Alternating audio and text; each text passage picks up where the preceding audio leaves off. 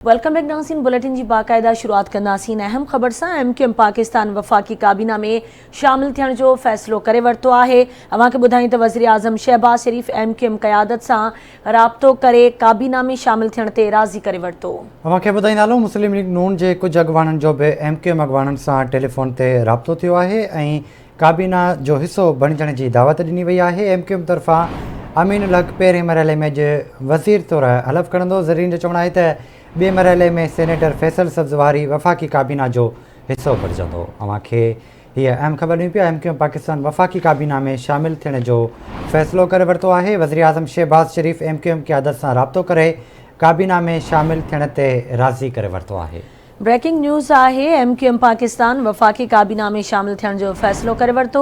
वज़ीर आज़म शहबाज शरीफ़ MQM क़यादत सां राब्तो करे काबीना में शामिल थियण ते राज़ी करे वरितो आहे। मुस्लिम लीग नून जे कुछ अॻवाननि जो भी MQM अॻवाननि सां टेलीफोन ते राब्तो थियो ऐं काबीना जो हिस्सो बणिजण जी दावत ॾिनी आहे। अवांखे ॿुधायूं त ज़रियनि मूजिबि MQM तरफ़ां अमीन उल हक़ पहिरें मरहले में अॼु वज़ीर तौर हलफ़ खणंदो, जॾहिं त ॿिए मरहले में सेनेटर फैसल सब्ज़ वारी वफ़ाक़ी काबीना जो हिस्सो बणिजंदो।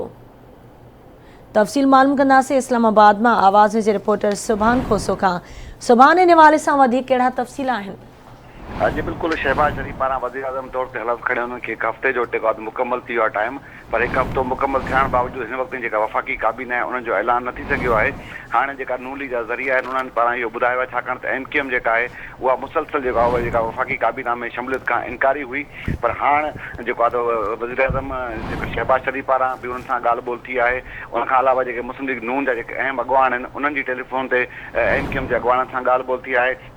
हाणे इहो ॿुधायो वञे थो त MQM जेको आहे वफ़ाक़ी काबीना में शमूलियत जो फ़ैसिलो कयो आहे ऐं राज़ी थी वई आहे। ऐं जेको पहिरियों मरहलो आहे उन में जेको पहिरियों इमरान ख़ान जे हुकूमत में वफ़ाक़ी वज़ीर अमीन उल हक़ उहो पहिरें मरहले में जेको आहे त वज़ीर तौरु हलफ़ खणंदो ऐं उनखां पोइ जेको ॿियो मरहलो आहे उन में फैसल जेको सब्ज़ वारी आहे उहो MQM तरफ़ां जेको आहे त वफ़ाक़ी काबीना में बतौर वज़ीर जो हलफ़ खणंदो। जी ठीकु आहे सुभान, बड़ी महिरबानी अवां जी तफ़सील खां गॾु।